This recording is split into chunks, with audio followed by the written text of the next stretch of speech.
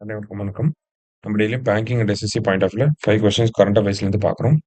இன்னைக்கு என்ன கொஸ்டின்ஸ் இருக்கு அப்படிங்கிறத பார்ப்போம். First one, in which place the prime minister participated in an yoga event with set an Guinness record அப்படின்னு சொல்லி கேட்டிருக்காங்க.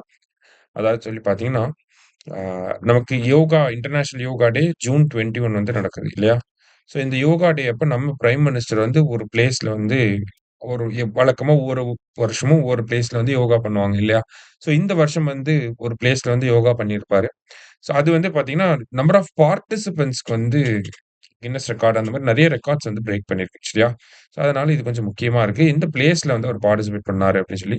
ஸோ எங்க அப்படின்னு சொல்லி பார்த்தீங்கன்னா, விசாகப்பட்டினம். சரியா? விசாகப்பட்டினத்தில தான் பார்ட்டிசிபேட் பண்ணியிருப்பாரு. அடுத்தது, who is the first person in India to complete the 7 summits challenge அப்படின்னு சொல்லி கேட்டிருக்காங்க. ஸோ 7 சம்மிட்ஸ் சேலஞ்ச் அப்படின்னா, ஆக்சுவலி இது என்னன்னா, நமக்கு ஒவ்வொரு கான்டினென்ட்லயும் ஹையஸ்ட் பீக் அப்படிங்கிறது இருக்கும்.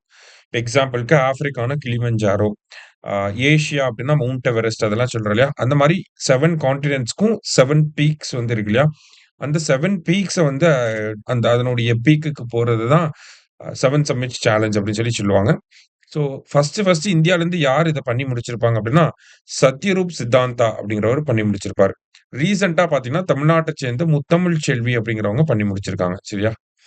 அடுத்தது, consider the following statements. Strait of Hormuz connects Persian gulf to the gulf of Oman அப்படின்னு சொல்லி குடுத்துருக்காங்க. ஸோ ஸ்ட்ரெய்ட் ஆஃப் ஹார்முஸ் அப்படிங்கிறது நமக்கு இதுதான். சரிங்களா? இப்படிதான் இருக்கும்.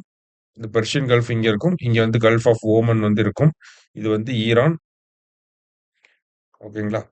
இங்க வந்து பாகிஸ்தான். இங்க அப்படியே வந்துச்சுன்னா, இங்க வந்து இந்தியா வந்துரும். சரிங்களா? இப்படிதான் இருக்கும்.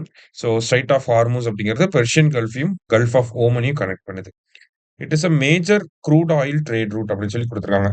ஸோ வேர்ல்டுல இந்த இடத்துல ஃபுல்லா பார்த்தீங்கன்னா, இங்க வந்து ஈராக், இங்க வந்து குவைத், இங்க வந்து சவுதி அரேபியா, இங்க வந்து கத்தார் இங்க வந்து பார்த்தீங்கன்னா யுஏஇ, இங்க வந்து ஓமன் இந்த மாதிரி ஆயில் ரிச் நேஷன்ஸ் எல்லாமே இங்க தான் இருக்கு. வேர்ல்டோட கிட்டத்தட்ட 20-30% of the oil trade, crude oil trade வந்து இந்த வழியா தான் நடக்குது. சரிங்களா? ஸோ செகண்ட் ஸ்டேட்மெண்ட் அப்படிங்கிறது கரெக்ட் தான். போத் கரெக்ட் அப்படிங்கிறது தான் correct answer.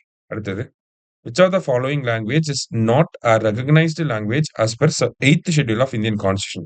Indian Constitution 8th schedule 22 languages recognized-ஆ இருக்கு.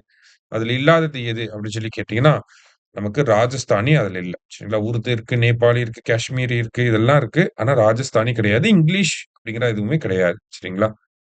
லாஸ்ட்டா, Shyama Prasad Mukherjee rurban mission comes under which ministry அப்படின்னு சொல்லி கேட்டிருக்காங்க. ஸோ இந்த ரர்பன் மிஷன் அப்படிங்கிறது பார்த்தீங்கன்னா, 2016 பிப்ரவரி 2016ல கொண்டு வந்திருப்பாங்க. ஸோ ரர்பன் எப்படின்னா, எந்தெந்த ரூரல் வில்லேஜஸ்ல எல்லாம் பார்த்தீங்கன்னா, அர்பனைசேஷனோட இம்பாக்ட் அதிகமா இருக்கோ, அந்த மாரியான வில்லேஜஸ செலக்ட் பண்ணி அத ஒரு கிளஸ்டர் பேஸ்ட் அப்ரோச்ல என்ன பண்ணுவாங்கன்னா, டெவலப் பண்ணுவாங்க. சரியா? So ministry of rural development அப்படிங்கிறது தான் கரெக்ட் ஆன்சர். இன்னைக்கு 5 கொஸ்டின்ஸ் பார்த்திருக்கோம். Thank you.